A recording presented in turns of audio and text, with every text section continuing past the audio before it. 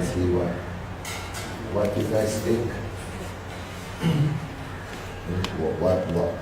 What are your expectations? What are your hopes? What are your dreams? Young people like yourself, what do you want this country to be?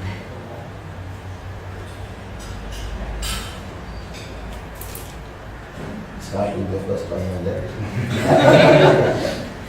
I think something we have been talking about young people is because there was a huge revolution in January, and it was something that 62 million people voted for, and it was something very interesting for us to watch and to be able to witness.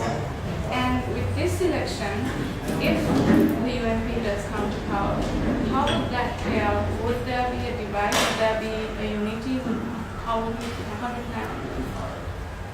I mean, the president was very clear because it was the president's victory that we all worked for and achieved. The people of Sri Lanka, like he said, 6.2 million people across the ethnic divide, across the religious divide, men, women, young people, old people, all voted for a change. And that change must continue, and that is what the president himself said.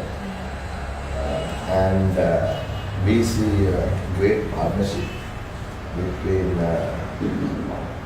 Mr. Mathival Singh and Mr. Amerik Singh and all of us and all of you, because that is what the people want.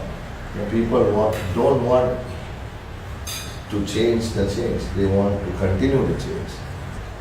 You don't have to go all the way. Electing the right people in one election is what we are continuing to make sure that we elect the right people in the future is done. So if we now, I remember like last year somewhere, so good thing about the some information on like the education background, or lack of education background of these things. About 140 people had not passed the A-levels and about 90 plus had not even got the ordinary qualification. I think the voters should know all the education background of all the candidates those who are contesting. Yeah. And it should be made available to the public online, and it should be verified that people can support that. Yeah, I mean, I see it slightly differently. I see the need for, qualifications is something that we desire. But good people, honest people, intelligent people, just because you have your master's degree doesn't mean that you're honest and ethical, do what is right, or even are able to, understand what people require. So while I agree that degrees, etc., might be useful, I don't necessarily believe those are prerequisites. And even if you take Mr. Premadas, this is somebody who really understood the Sri Lankan society, did a lot for uplifting the poor, etc. It's not really formally qualified. So my question is, the Youth Election Manifesto has given a lot of attention to the protection of women. But in terms of political inclusion of women, we don't see any women candidates in the national list. And the amount of female candidates that we see actively taking part in the process is very, very less. And even from the very little amount, only 2 or 3 candidates have a sufficient role to play within the media as well. How do you plan to address this? What would you like to see?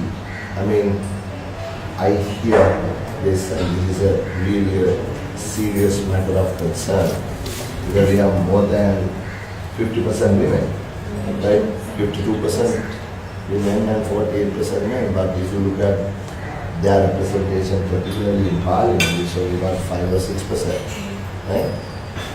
What would you like to see? Let us start from what you, since you asked the question, now increasing the number is only a process, right? What do you think it should be? What's your idea? So, like, there was this entire discussion happening around this 25% for parliament. While we do understand that there is a bad side to a quota, this quota itself allows that ripple effect in creating more empowered women joining the discussions, because it's because young people were given that opportunity to engage, to enter politics, like it was encouraged to join this political dialogue. You have young people like this coming up and asking questions from you. It creates a ripple effect, right? Sure. So we would like to see a particular quota in the parliament, but we are not saying that just because they are women they should be put into the parliament. We do understand there are necessary prerequisites, but still that will actually have that ripple effect that we want to create. Yeah, so the equal opportunity or equal representation. Two things, right? How do we address this issue?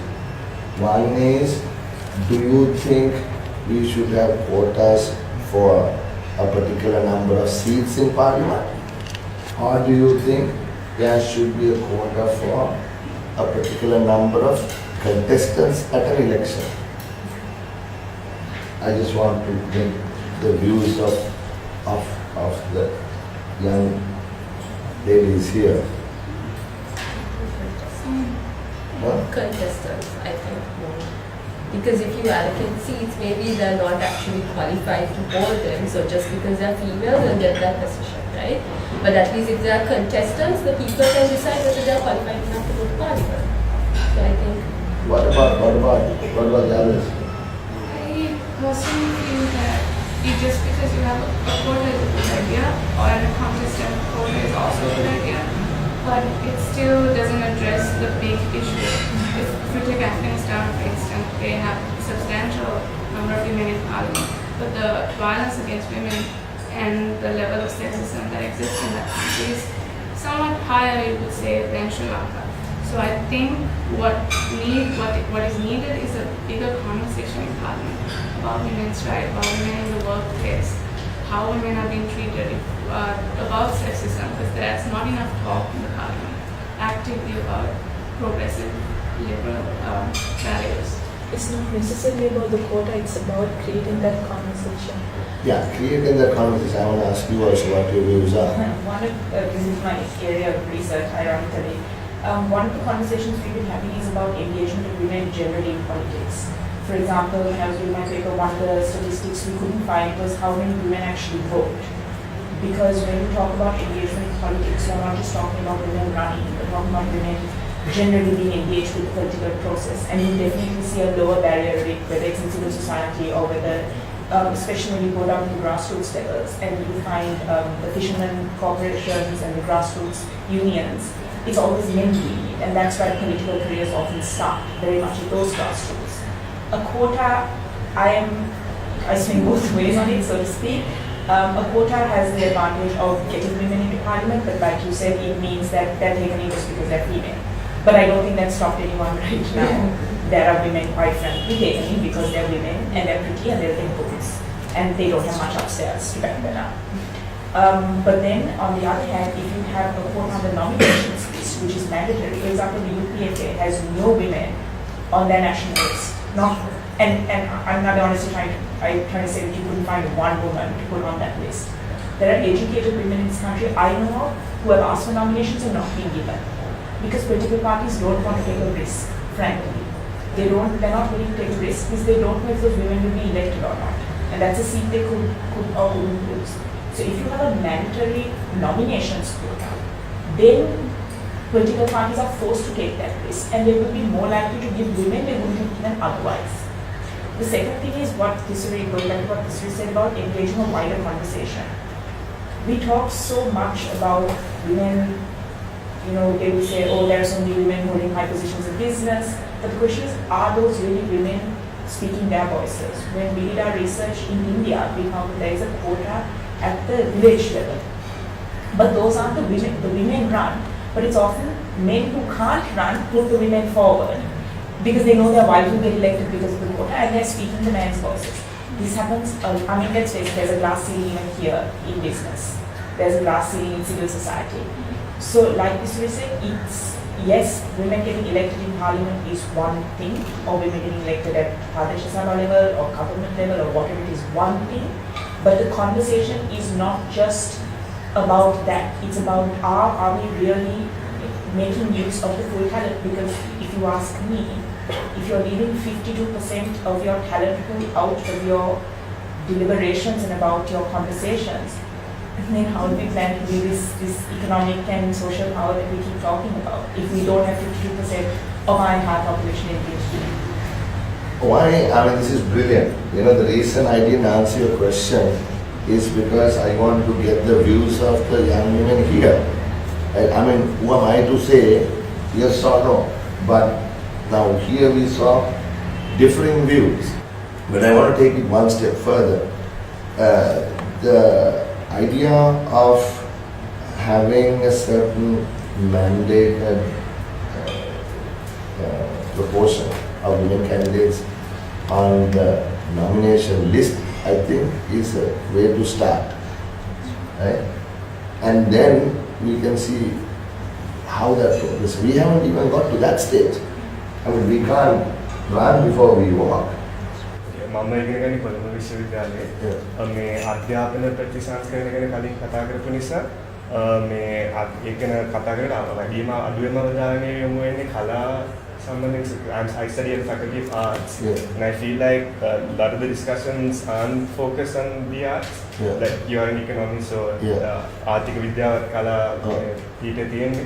Because about more than 50% of all graduates are arts graduates, but අඩුවෙන්ම අවධානය යොමු වෙන්නේ කලාවලට. So I feel like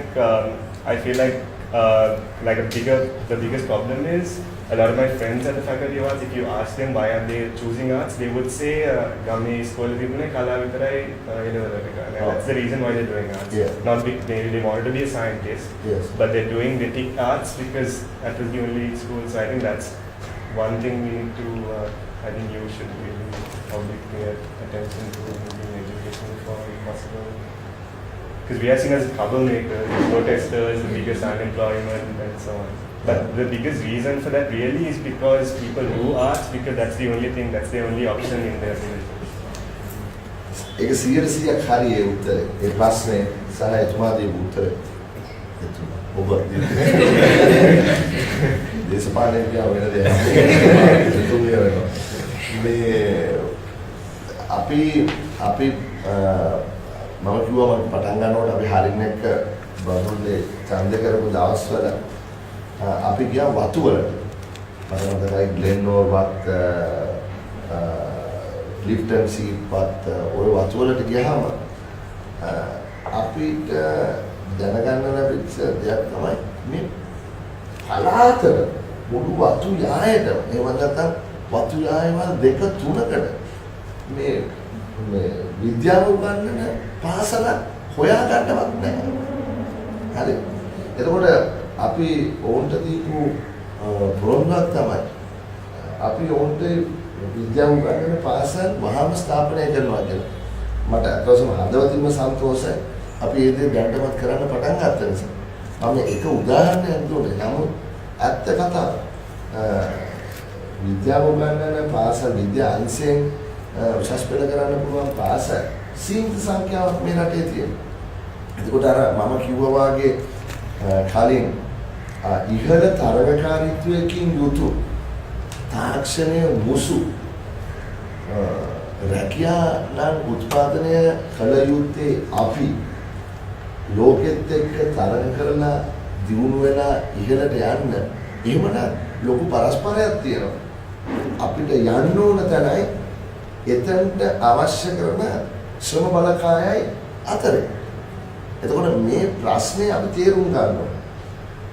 අපි ඉගෙන ගන්න ඕනේ අනිත් දියුණු වෙච්ච රටවල් වල කොරියාව වගේ රටවල්. උදාහරණයක් හැටියට කොහොමද මේ වෙනස්කම පරිවර්තනය කරේ? මොකද බොහෝ ආසියාවේ රටවල් වල මේ ප්‍රශ්නේ තිබුණා. අර ලංකාවට පමණක් තියෙන ප්‍රශ්නයක් නෙමෙයි. නමුත් අපි ඉගෙන ගන්න ඕනේ මේ ප්‍රශ්නේ විසඳන්න කොයි ආකාරයේ ප්‍රතිපත්ති ඒ රටවල් වල රජවල් අනුගමනය කරාද කියලා.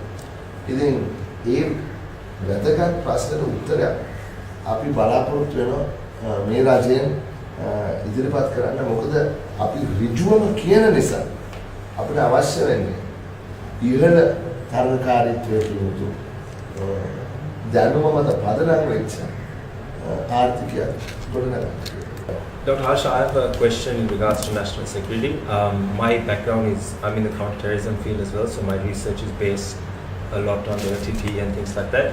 As we all know, a problem that Sri Lanka had during the war was decentralized cells that where a suicide bomber who's working for, I don't know, like a company, say someone in Colombo for about 5 or 6 months, with one call will go and blow himself up somewhere else, killing like 50 to 100 people. Yeah.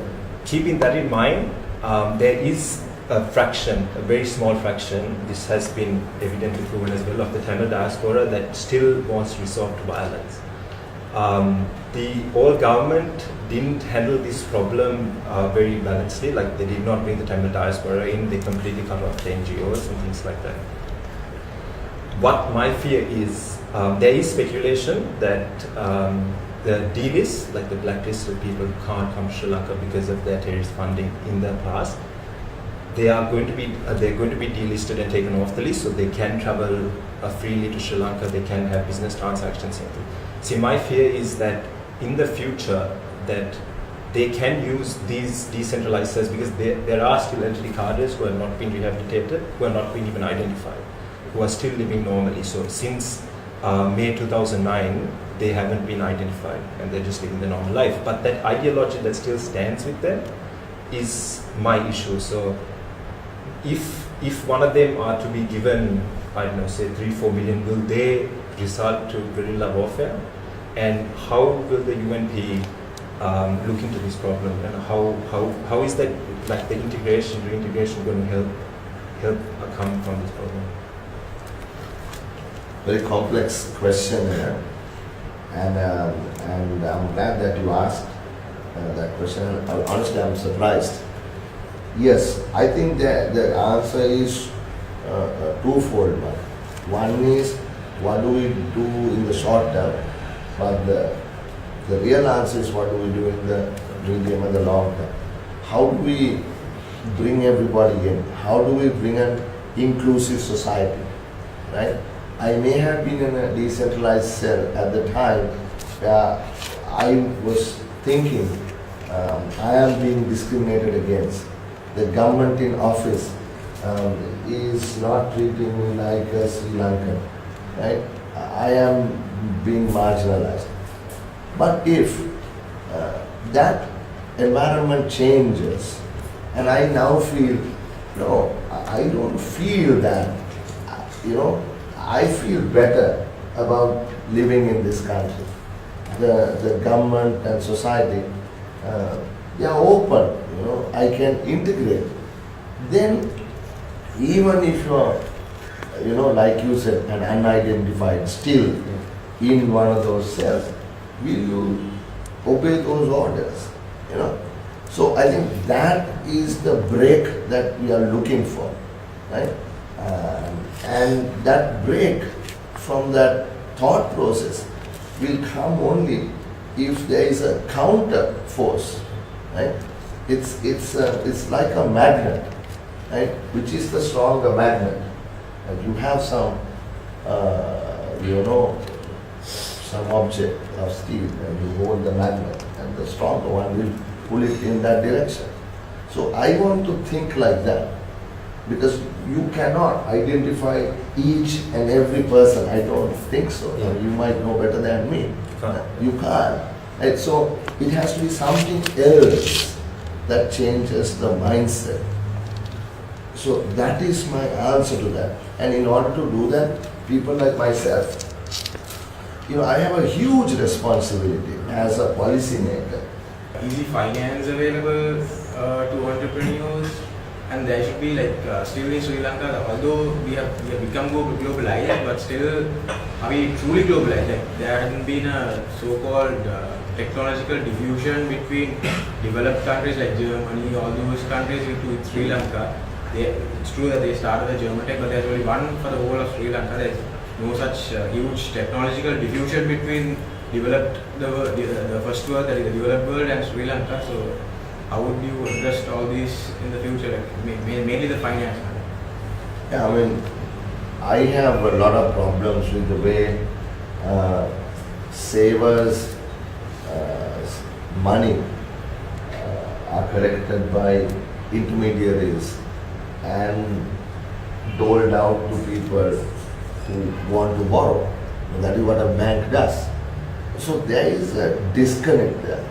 There is a contradiction in the way financial intermediation happens in Sri Lanka, particularly given the fact that we have had a liberalized financial market for 30 years plus. This should be smoother than it is. So I have actually challenged the banks, insurance companies to be able to think beyond their silos and out of the box and come up with instruments that are helpful for small businesses, helpful for young people starting out business. When I started out as an entrepreneur, I was the chief economist and treasurer of DFCC Bank. And the person others in management were all older to me, right?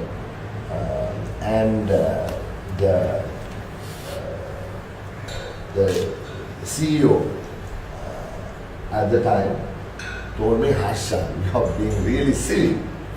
Don't leave this bank because you certainly become the CEO of this bank because you're the youngest and you have a long way to go. And I said, no, I want to go. But finally he agreed and he told me, fine, the management has decided to let you go. What do you want from us? I said, I want a loan, but I have no collateral. I'm a young entrepreneur. Then they said, okay, we've seen what you have done. We feel that you will make it in life. Here is the loan. At the time, it's a big loan, 1.8 million rupees. Right? And then I paid it back. And that is the kind of confidence that banks should have in people who want to start businesses. So in my case, it happened because of the relationship I had with the bank. But in a lot of cases, banks are not aware of who people are. So there is the moral hazard problem. You take the money and use it for something else, right? So systems must be built. That is why credit information bureaus, etc., are useful. But young people must be given the opportunity to start.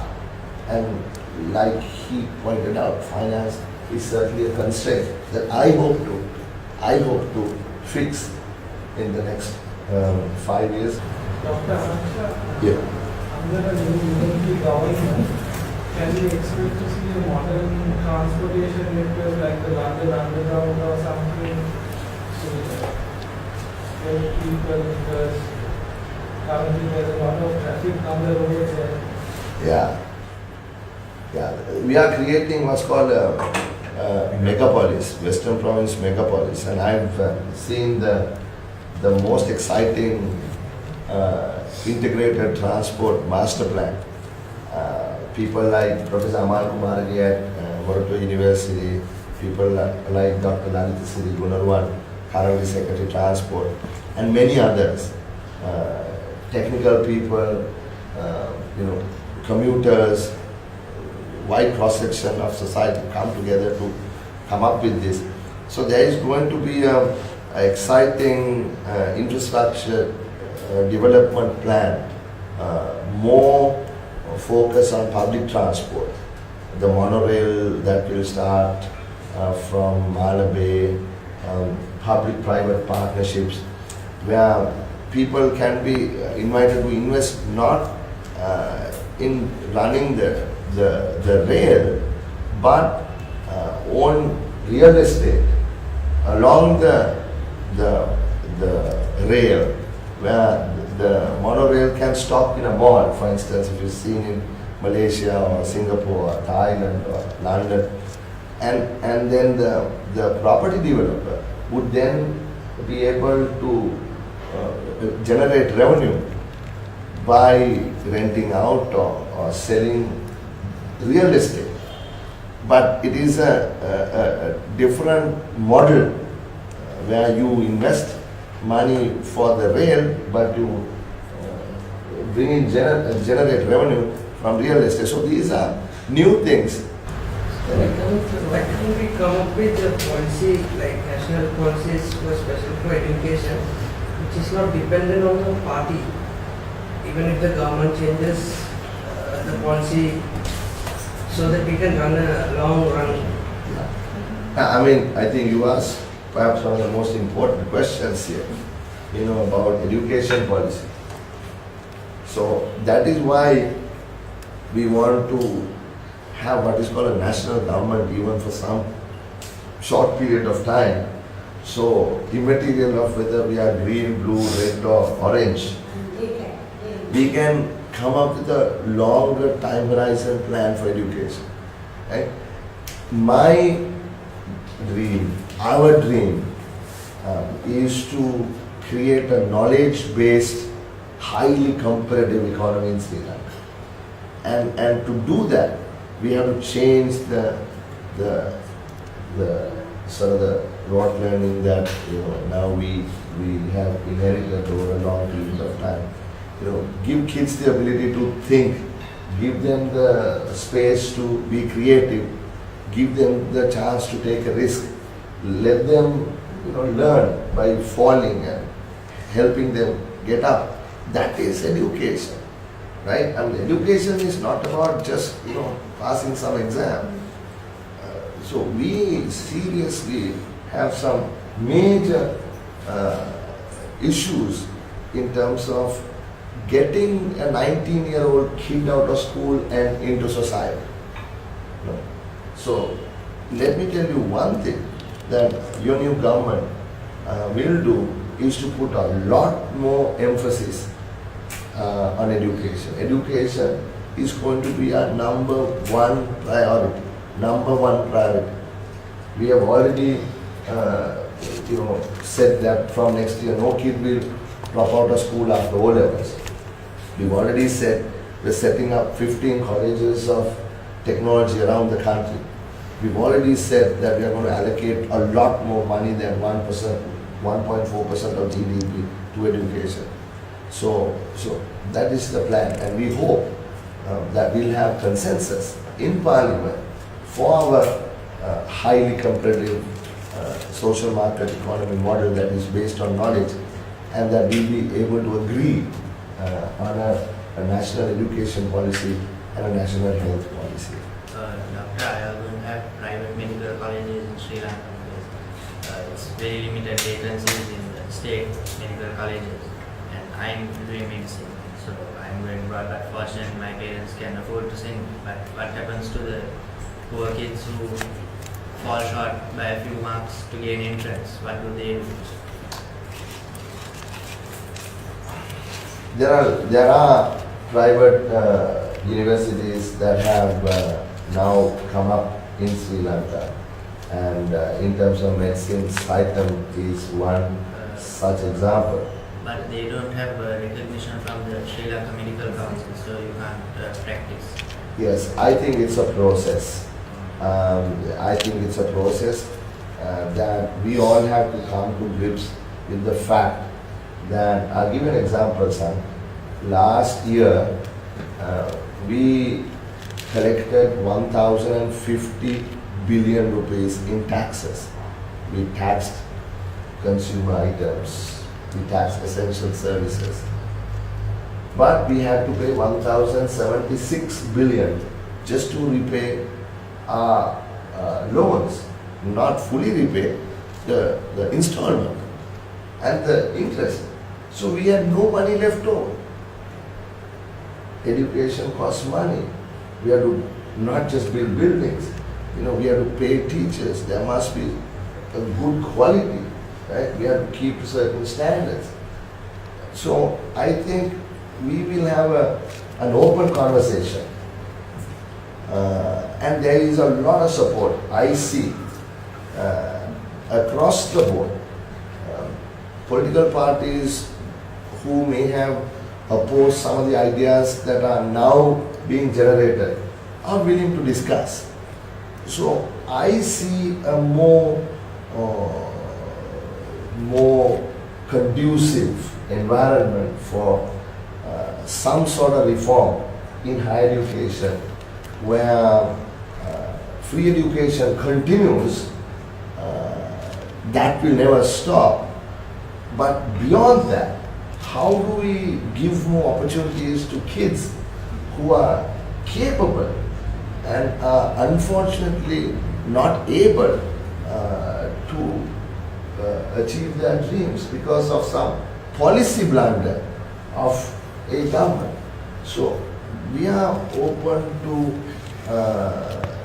giving as many opportunities as possible for young people to achieve their objectives, to fulfill their dreams, and that is why I'm here. I'm not your retail politician. Right? Somebody told me once, Harsha, if you don't get into a national, you will never win the election. So prove them wrong. You don't have to get into a national to win an election. I am who I am. Right? What you see is what you get. Right? I will speak my mind. Even here sometimes may not have been politically correct to sort of not give you an immediate answer, yes, I am for quotas.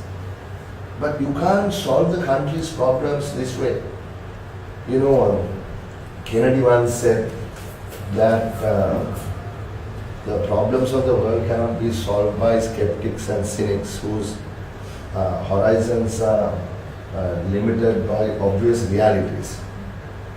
You have to have men who can dream of things that never were and ask why not. And I would add women there too, because in the 60s it was a men-dominated society. Right? So I think we all need to think big, think of things that never were and ask why not, and dream. That's why I have a son who just turned 22, right? And I have a daughter who is just about to turn 12.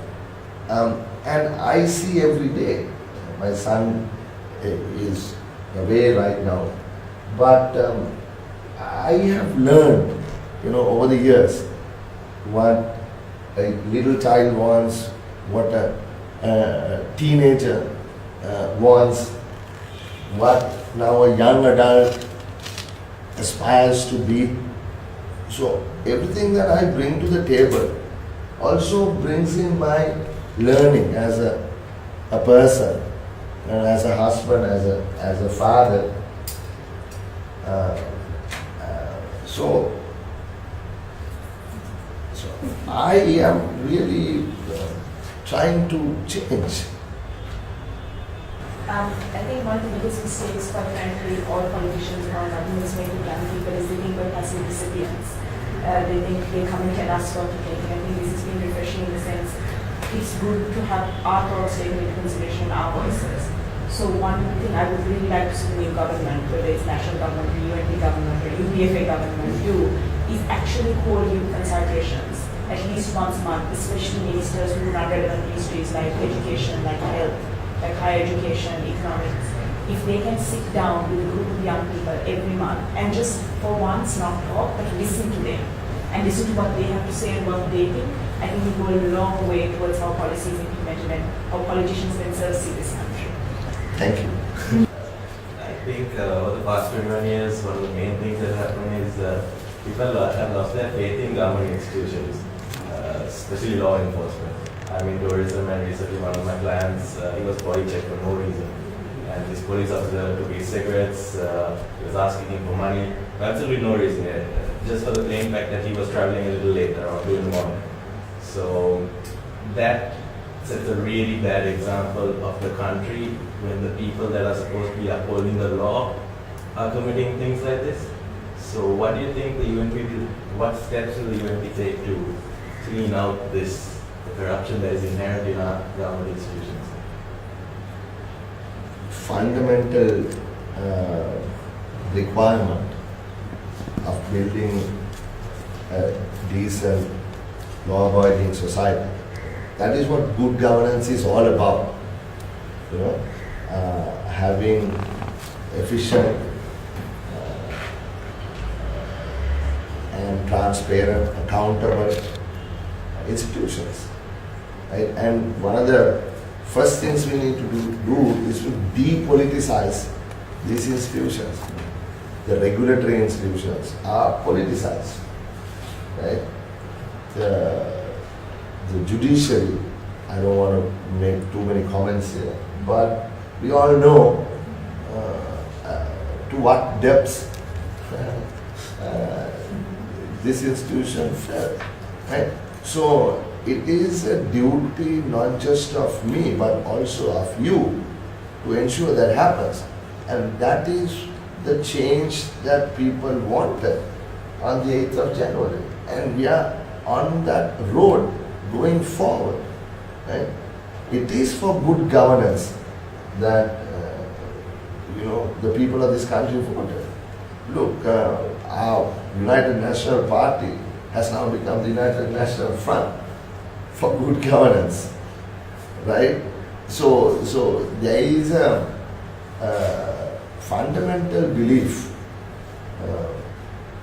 I don't know about everyone else, but people who are with us, that cleaning up institutions, making them accountable, making them efficient, making them people friendly,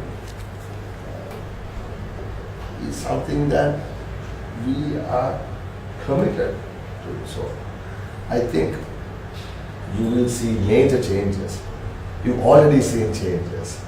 I mean, just down this road to Parliament, just take your mind back to 4 days before, 5 days before the presidential election. Can you remember the cutouts, the hoardings on every lamppost? 50-foot cutouts of, illegal cutouts of various politicians. Did you notice a single one? No. Everything that is on various buildings are legal ones, already signed up for, at the elections commission. So that itself is change. That itself is change. Turn the television on and see whether it is hogged by the ruling party, or if you turn the morning radio, whether somebody is, just attacking an opposition personality. It doesn't happen. So that is the change we want to continue. I don't want to go back to pre-8 January. I think none of you want to go back to pre-8 January. So do what you have to do. Engage others, and let's take this country forward. Thank you so much for the opportunity. It was a good chat, and let's do it more often after the 17th. Okay.